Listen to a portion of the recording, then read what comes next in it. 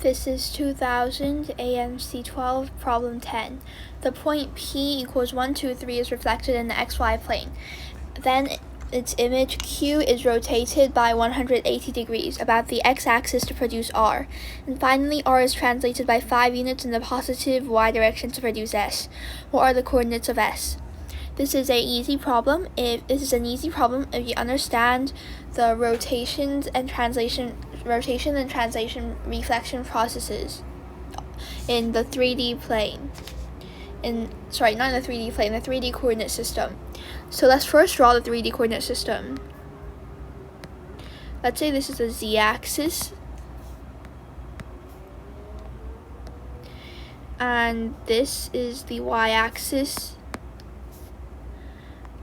and this is the x-axis.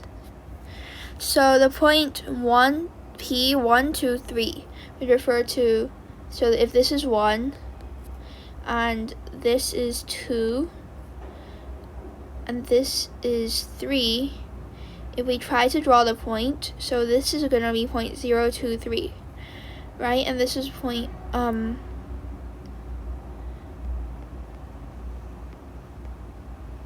so this is point 1, 3.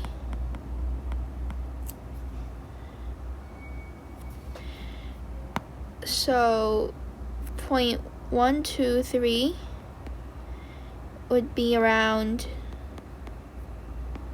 so we try to draw this out, it would be around here. So this is about P. This is about where P is.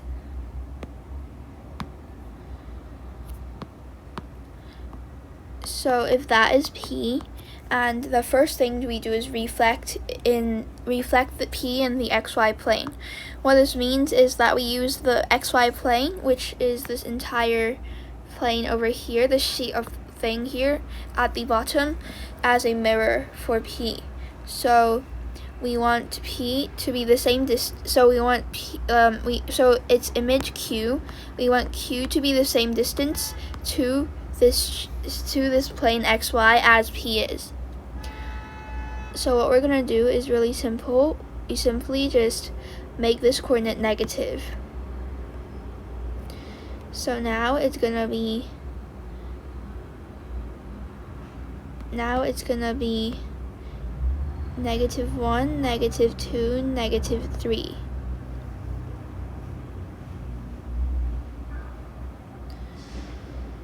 So we're gonna let this be Q, and that's 1, 2, -3. And then we're gonna rotate it 180 degrees about the x-axis to produce R. The rotation around an axis is where my trouble was.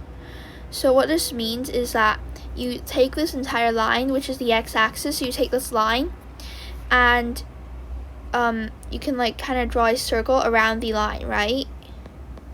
So this whole thing is 360.